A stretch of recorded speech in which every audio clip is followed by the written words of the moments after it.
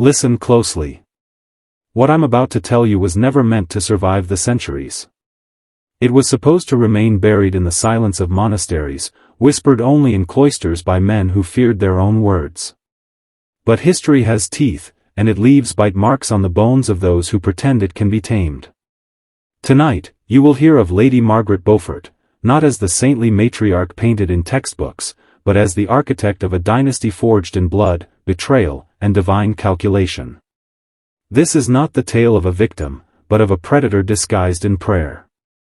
It begins with a scream. A girl, barely 13, bleeding on the sheets of Pembroke Castle, her body breaking under the weight of labor it was never built to endure. The child she delivered would be Henry Tudor, the boy who grew to seize a crown drenched in roses and thorns. But the real story does not belong to him. It belongs to her. For while the world saw a fragile widow praying at altars, behind the stone walls Margaret was learning to weaponize faith, to wield silence sharper than steel, and to play a game most men never knew existed. Understand this, in the 15th century, power was a labyrinth of daggers. Every move you made cut someone else's throat. Men ruled with armies and gold, but Margaret found a weapon even sharper. She learned to cloak her ambition in sanctity, to speak like a pious servant while planting seeds of dominance. To the church, she was a devout daughter. To rival lords, a harmless widow. But beneath her veil of meekness, she carried a map of futures, futures only she dared to imagine, and only she had the patience to engineer.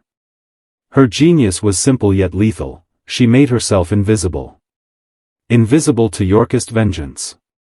Invisible to jealous noblewomen. Invisible even to kings who dismissed her as irrelevant. But invisibility is the greatest disguise of all, because from the shadows she could move without resistance, listening, calculating, positioning her son's claim as the world tore itself apart in the Wars of the Roses. And by the time her rivals realized she was not prey, but the spider at the center of the web, it was already too late. You think you know English history. You think you know kings and queens, battles and banners. But what if the throne itself was never won by those who held the sword, only by the woman who learned to guide it without ever lifting it? To understand Margaret Beaufort's rise, you must first understand the battlefield she inherited. England in the mid-15th century was not a kingdom. It was a carcass being devoured by wolves. The Wars of the Roses tore the nation into pieces, Lancaster against York, cousin against cousin, families obliterated for banners and bloodlines. Armies marched not for justice, but for ambition. Thrones cracked under the weight of betrayal. And in this storm, Margaret was expected to vanish, just another widow destined for obscurity. But instead, she began sharpening the invisible knives that would one day crown her son. Her first weapon was survival. At 13, she nearly died in childbirth. Most women would have been broken, body and spirit. But Margaret interpreted survival not as chance, it was divine instruction. To her, every scar was proof she had been chosen. God had spared her for a purpose, and she began to weave her suffering into armor. While her rivals drank wine in banquet halls, she knelt in cold chapels until her knees bled, convincing the world she was a vessel of holiness. They called her pious, meek, even saintly. But they never asked, what if piety itself was her camouflage? Because beneath the whispers of prayer, Margaret was watching. She saw how noblemen wasted their fortunes on armies they could not sustain. She saw how kings lost crowns not on the battlefield, but in the councils, betrayed by their own supposed allies. She noticed patterns, how men blinded by pride repeated the same mistakes. And she decided she would not fight as they fought. Steel was for soldiers. Her weapons would be patience, alliance, secrecy. Where others charged forward, she remained still, waiting, always waiting. And then came the marriages. For a woman of her blood, marriage was the chessboard. Each union offered alliances, escape routes, or protection. She bent, adapted, and sacrificed, but always with her son's future in mind. When rivals dismissed her as harmless, she was already calculating which houses would collapse, which men would betray, and where she could slip her influence like poison in a cup. Margaret was not playing the game. She was rewriting its rules. Do not mistake endurance for weakness. The most dangerous force in history is not the soldier with the sharpest blade, but the woman who has lost everything, and still refuses to die. Margaret's rivals never understood her until it was too late. They thought of her as a relic, a child widow clinging to the memory of a dead husband. But what they didn't see was that while men wasted themselves on battlefields, Margaret was placing her pieces on the board one by one. Her first great move was not made with steel, but with silence. She learned the art of vanishing, of making herself too insignificant to kill, too meek to threaten, while her son's claims simmered beneath the surface like an ember waiting to ignite. When her husband Edmund Tudor died, she was left with an unborn heir and no protection. Most women in her position would have been swallowed alive by stronger families. But Margaret was different. She did not fight the current, she allowed herself to be carried into the arms of alliances, marriages, and guardianships. To the world, she appeared as property being passed from one nobleman to the next. But inside her mind, every shift of circumstance was a lesson, every humiliation a data point. She studied men the way a hunter studies prey, learning which hungered for power, which feared scandal, which could be manipulated by loyalty, or destroyed by betrayal. The Yorkists, who rose to seize the throne, believed her broken. They allowed her to live, to pray, to fade into the background. They made the mistake of thinking absence meant weakness. Yet invisibility was her shield. Every day she survived under Yorkist eyes was another day her son's bloodline pulsed alive, hidden in the shadows, preparing. She whispered no rebellion, raised no banners, but she never stopped calculating. And in her silence, she began planting seeds with dangerous men, the kind who lived for ambition more than loyalty. She made herself useful, a confidant, a vessel of counsel that seemed harmless, until her words began steering men toward choices that benefited her, not them. This was her genius. She taught the powerful to underestimate her, and then she bent them like iron in the forge of her patience. Her enemies saw only a widow, but Margaret saw herself as the mother of kings. And when a woman believes with every fiber of her soul that God himself ordained her mission, there is no blade, no army, no rival clever enough to stop her. Margaret understood something her rivals never grasped. The church was not only a sanctuary of souls, it was the greatest weapon of control ever forged. In a kingdom soaked in blood, where men swore loyalty one day and slit throats the next, religion was the only constant. And Margaret wielded it not as comfort, but as camouflage, as leverage, as the iron mask behind which her true will sharpened like a blade.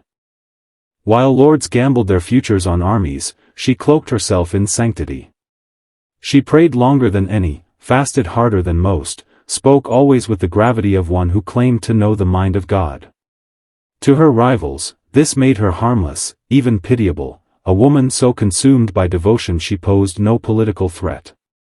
But here lies the trap. In a society where men feared damnation more than death, Margaret's piety gave her untouchable power. Who dares move against a woman who seems to speak with heaven on her side? But do not be fooled by the image of the meek widow in candlelight. Her prayers were not the trembling pleas of the broken. They were strategies. They were rehearsals of patience. They were rehearsals of war. Every kneel before the altar was an act of discipline, every whisper to God a reminder to herself that she was chosen to outlast them all. She turned faith into armor and confession into information. Priests became her informants. Monks carried her secrets across the kingdom under the guise of holy duty. She wrapped her ambitions in the language of divine will, so that to oppose her was not just political, it was sacrilege. Her enemies laughed at her obsession with ritual. They mocked her for fasting, for spending nights prostrate on cold stone floors. But Margaret was not punishing herself, she was training herself. Every hunger pain steeled her against weakness. Every sleepless night built her tolerance for suffering. She learned to endure, to withhold, to sharpen silence into a sword. Religion was not her refuge. It was her conditioning. And when she began to whisper of her son's destiny, she did not speak of ambition. She spoke of prophecy. She framed Henry's claim not as her own desire, but as the will of God himself. And once that seed was planted, how could any man argue? To fight Margaret Beaufort was to fight heaven. And no rival, no matter how ruthless, could win that battle. Power does not belong to the strongest, it belongs to the one who convinces the strong where to point their blades. Margaret Beaufort mastered this truth. She did not need her own army. She did not need banners fluttering with her name. She needed men already drunk on ambition, men blinded by their own hunger, to unknowingly fight her battles for her. And so, she began her silent campaign, weaving alliances not through open declarations, but through whispers, marriages, and secrets passed in candlelit chambers. She studied her enemies until she knew them better than they knew themselves. Edward IV, the golden Yorkist king, thought his charm made him invincible.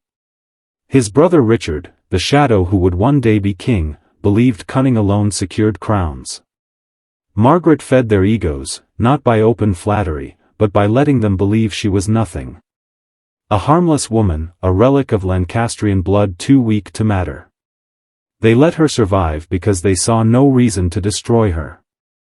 That miscalculation became her greatest shield. But invisibility was only half her strategy. The other half was infiltration. She made alliances through marriages that appeared as submission but were in truth infiltration. When she wed into Yorkist circles, it was not surrender, it was reconnaissance. Each husband, each stepfather to her son, brought her closer to the heart of power. She listened. She learned. She stored away knowledge like a hoard of daggers, waiting for the moment to strike. And when the time came to act, she never moved directly. Margaret whispered instead. She whispered doubts into ambitious men, urging them toward rebellion. She whispered prophecies of her son's destiny, making his claim feel inevitable. She whispered promises of reward to those willing to take risks. And once their blood was spilled, once they gambled their lives on her son's crown, she could discard them if needed. They thought they used her faith to shield their treason, but in truth, she used their treason to shield her son. Her rivals fought with steel. Margaret fought with time. And time is the most merciless weapon of all. Every year she survived, every battle others fought, narrowed the field until only one truth remained: her son was the last viable heir. Every corpse that fell on the battlefield cleared the path for Henry. And when that day came, it would not be because of his sword, it would be because of his mother's silence, her patience, her invisible hand guiding destiny itself. By now you see the pattern, don't you? Margaret Beaufort was never the victim history painted her to be. She was the architect, the hidden hand, the mind that outlived armies and kings. But what makes her story so dangerous is not what she did in her lifetime, it is what she teaches you now. She proved that power does not always roar. Sometimes it whispers. Sometimes it kneels in prayer while sharpening the knife beneath its cloak. Her rivals thought they had outmaneuvered her. Yorkist kings rose, crowned in splendor, only to die in betrayal and blood. Richard of Gloucester, the man we call Richard III, believed himself untouchable. But Margaret was already moving pieces beneath the surface. She was writing letters in secret codes, arranging marriages that positioned her son like a chess piece at the edge of checkmate. She was bribing servants, planting rumors, forging alliances across enemy lines. Imagine it, a woman who appeared to live only for God quietly bending the ambitions of men who would die for crowns. She gave them just enough hope, just enough prophecy, to destroy each other. This is why her story matters to you. Because history repeats itself. The same forces that controlled kings control you now: religion used as camouflage, alliances built in shadows, power disguised as weakness until it is too late. The difference? Margaret used those forces to build an empire for her bloodline. Most men today are crushed beneath them. And so, I'll ask you this, not as a storyteller, but as someone handing you a symbol of transformation. If you've heard me this far, you are no longer just a spectator. You are being initiated into the knowledge Margaret carried, that survival is not enough. You must bend the game itself to your will. Write these words twice in the comments to mark your transformation, to lock this truth into your mind and into your identity. I move unseen. I rule in silence. Because Margaret's gift was the mastery of invisibility. And invisibility is not weakness. It is the most terrifying power of all. By the time Richard III clawed his way to the throne, England was already poisoned with distrust. The Yorkist dynasty was rotting from the inside, its roots hollowed by betrayal, greed, and fear. Richard, crowned on a sea of blood, thought himself untouchable, feared by his enemies, respected by his allies. But he was blind to the figure kneeling quietly in prayer, writing letters in the dark, listening to the silence others ignored. Richard's reign would not end on the battlefield. It would end in the shadow of a woman's design. Margaret Beaufort made her move not by declaring war, but by planting alliances that Richard could not detect until it was too late. She reached across enemy lines to Elizabeth Woodville, the widowed queen of Edward IV, the very woman who should have despised her. Two mothers, bound by survival, forged a secret pact. Elizabeth's daughter would wed Margaret's son. Think of the brilliance of that union. York and Lancaster, enemies drenched in one another's blood, fused together in a single marriage. A war of roses ending in one stem, one crown. And at the heart of it, not Henry, not Elizabeth, but Margaret Beaufort. But alliances were not enough. Margaret had to prepare the ground, to weaken Richard from within. She whispered to nobles that his rule was cursed, illegitimate, stained with the blood of the princes in the Tower. She reminded them of prophecy, of destiny, of divine judgment. And always, her son Henry was painted not as an usurper, but as the rightful heir chosen by heaven. Men who once pledged loyalty to Richard began to falter, to hesitate, to consider betrayal. Margaret's faith had become a weapon more dangerous than swords. It infected the minds of men until they doubted their own allegiance. Do you see it? Richard was not toppled by armies. He was toppled by perception, by whispers, by the erosion of certainty. And Margaret orchestrated it all without lifting a blade. This is the psychology of true power, to make your enemies destroy themselves while you appear untouched, pious, harmless. By the time Richard realized the ground was crumbling beneath his feet, Henry Tudor was already sailing toward England, carrying not just his own claim, but his mother's invisible hand guiding his every step. Richard had crowns, banners, and steel. Margaret had silence, prophecy, and time. And time, as always, bent the crown to her will. Bosworth Field. August, 1485. The last great clash of the Wars of the Roses. To the men who stood knee-deep in mud, it was a battle of steel, banners, and blood. But beneath the roar of trumpets and the crash of cavalry, the true architect of victory was nowhere to be seen. Margaret Beaufort did not ride a horse that day. She did not draw a sword. Yet every thrust, every betrayal, every shift of loyalty was the echo of her years of invisible labor. Bosworth was not Henry's triumph. It was Margaret's harvest. Richard III came to that field with a crown, with an army larger than Henry's, with the confidence of a man who had survived every rival. But numbers and steel mean nothing when the loyalties of men are already poisoned. Margaret had spent years weaving doubt into Richard's allies, promising them a safer future under Henry. At Bosworth, that poison bloomed. The Stanley family, bound by blood to Margaret through marriage, stood waiting with thousands of men. Richard looked to them for salvation. But Margaret's whispers had already hollowed their loyalty. When the critical moment came, they abandoned Richard and shifted to Henry's side. It was betrayal disguised as destiny. Richard, sensing the crown slipping from his grasp, hurled himself into the fray like a cornered beast. He cut his way toward Henry with brutal ferocity, determined to end the rebellion with his own hand. But fate had already been sealed, not by swords, but by Margaret's years of preparation. Richard was cut down in the mud, his body stripped and humiliated, his crown pulled from a thorn bush and placed on Henry Tudor's head. And in that instant, history was rewritten. The War of the Roses ended, the Tudor dynasty began, and Margaret's son became Henry VII, King of England. But understand this, the man who wore the crown was not the true victor. The crown rested on Henry's brow, but it was Margaret's hand that had placed it there. Think of the irony. A woman who spent her life kneeling in chapels, dismissed as meek, erased by chroniclers, had outmaneuvered kings, generals, and armies. She had proved that the battlefield is not always a place of blood and mud, it is the space between whispers, the patience of decades, the silence of a woman sharpening her will until the world bowed. Victory is never the end. Victory is the beginning of paranoia. When Henry Tudor was crowned king, most men thought the story was finished, the Wars of the Roses ended, the Tudors triumphant. But Margaret Beaufort knew better.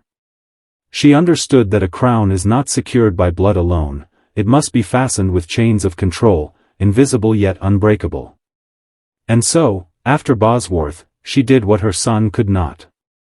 She transformed raw victory into lasting dominion. Her first act of brilliance was to make herself untouchable. Margaret refused the title of queen, though she could have claimed honors beyond imagination. Instead, she styled herself humbly as the king's mother. Do not be deceived by the simplicity. That title made her power absolute. Queens could be set aside, mistresses discarded, favorites forgotten. But a mother? A mother could never be removed. She became a permanent fixture at the heart of the new dynasty, visible, yet beyond reproach. From there, Margaret wove herself into every fiber of government. She sat in councils, dictated marriages, brokered treaties. Courtiers quickly learned that to reach the king, it was wise first to win the favor of his mother. Her chamber became a second court, a place where decisions were made before they ever reached Henry's ears. The men who once dismissed her now bent their knees, not to the boy they had crowned, but to the woman who had placed him there. But her mastery was not only in politics. Margaret moved with terrifying precision to secure the Tudor dynasty's bloodline. Every marriage was arranged with calculation. Every potential rival was neutralized, not always with steel, but with vows, oaths, and carefully chosen unions. The dynasty would not survive by luck, it would survive because Margaret built its foundations stone by stone, tightening them until no crack remained. And as she did, she continued her mask of sanctity. She founded colleges, sponsored priests, funded chapels. To the world, she was the model of holy womanhood. But beneath the gilded image, her piety served the same purpose it always had, camouflage.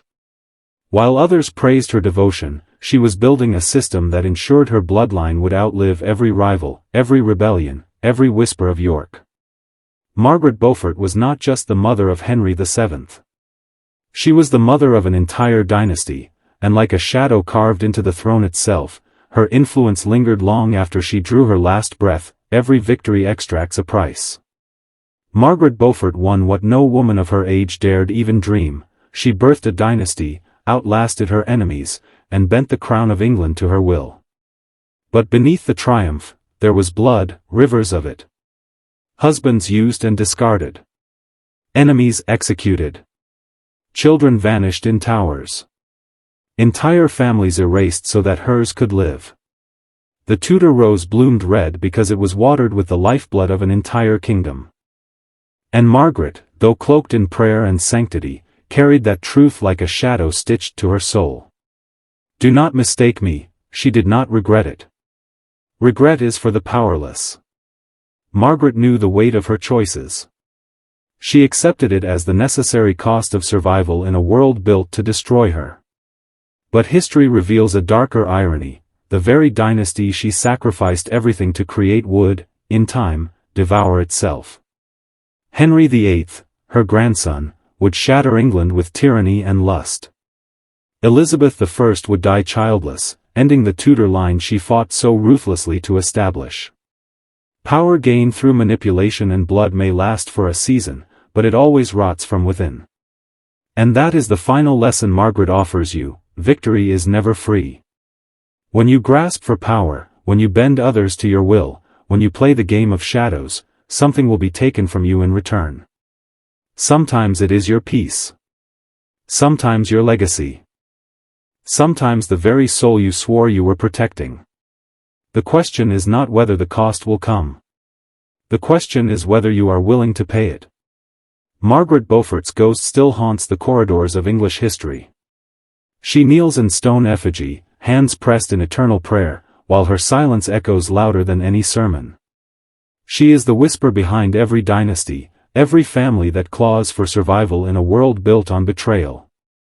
And if you listen closely, she asks you the question that ended her life and begins yours: will you fight like the men, loud, reckless, and doomed? Or will you fight like her, silent, patient, unseen, and eternal? Write it again in the comments to seal this knowledge in your blood: I move unseen. I rule in silence. Because history belongs not to the loud, not to the strong, but to the invisible hand, the one that guides destiny while others bleed in ignorance. Margaret Beaufort understood that. And now, so do you.